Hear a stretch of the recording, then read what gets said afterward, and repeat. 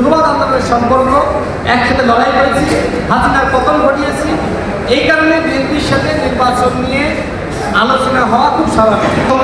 প্রশ্ন ছিল যে জোটের বিষয়ে।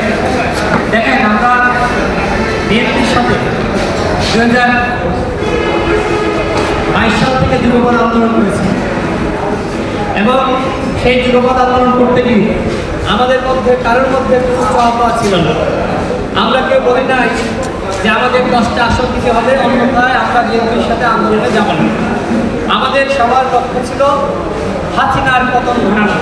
কারণ হাসিনার জুলুমের কারণে বিএনপি, জামাত, গণ অধিকার পরিষদের নেতাকর্মীরা ঘরে ঘুমাতে পারছিল না।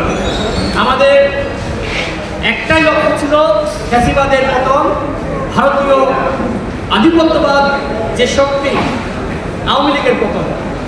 আমরা 2022 সাল থেকে একসাথে যুগপৎ লড়াই করে আমরা শেখ হাসিনার এবং ভারতীয় আধিপত্যবাদের পতন ঘটাতে সক্ষম হয়েছি। এবং এর মাঝখানে যেটি হয়েছে, রাষ্ট্র সংস্কারের 31 দফা, সেখানে জাতীয় সরকারের কথা স্পষ্টভাবে উল্লেখ আছে। সেই দফাগুলো কিন্তু বিএনপি, গণ অধিকার পরিষদ, গণতন্ত্র পক্ষের অন্তর্ভুক্ত দলগুলো আমরা একসাথে সেই সংস্কারের কথা বলেছি। বিএনপির সাথে আমাদের সম্পর্ক রাজপথের সম্পর্ক, আন্দোলনের সম্পর্ক। বিএনপি আমরা একে অপরের বিপদের সবসময় সারথি ছিলাম, বন্ধু ছিলাম। যখন 2023 সালের 28 অক্টোবর আপনারা জানেন, বিএনপি সহ আমাদের সমাবেশ বানচাল করা হলো। এইভাবে আন্দোলন সংগ্রাম করতে গিয়ে বিএনপির সাথে, ফ্যাসিবাদ বিরোধী অন্যান্য শক্তির সাথে আমাদের একটা রাজনৈতিক সম্পর্ক গড়ে উঠেছে। এখন প্রসঙ্গ হলো, যে প্রশ্ন করলেন, বিএনপি 237টি আসনে প্রার্থী ঘোষণা করেছে। তাদের সাথে যারা যুগপৎ আন্দোলনের সারথি ছিল, শীর্ষ নেতৃবৃন্দ, সেই আসনগুলোতে বিএনপি প্রার্থী দেয়নি।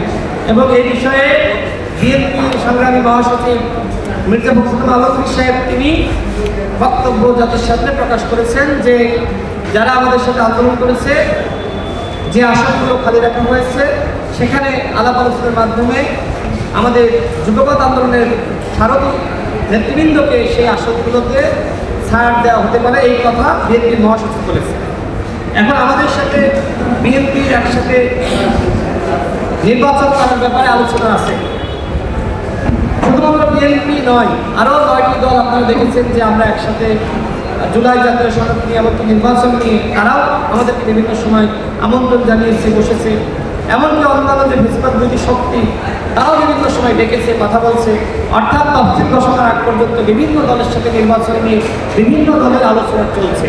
তবে বিএনপির সাথে যেহেতু 2022 সাল থেকে যুগপৎ আন্দোলনের সম্পর্ক, একসাথে লড়াই করেছি, হাসিনার পতন ঘটিয়েছি, এই কারণে বিএনপির সাথে নির্বাচন নিয়ে আলোচনা হওয়া খুব স্বাভাবিক। এবং বিএনপি শুধুমাত্র গণ অধিকার পরিষদ নয়, অন্যান্য দলের সাথেও একই আলোচনা করছে।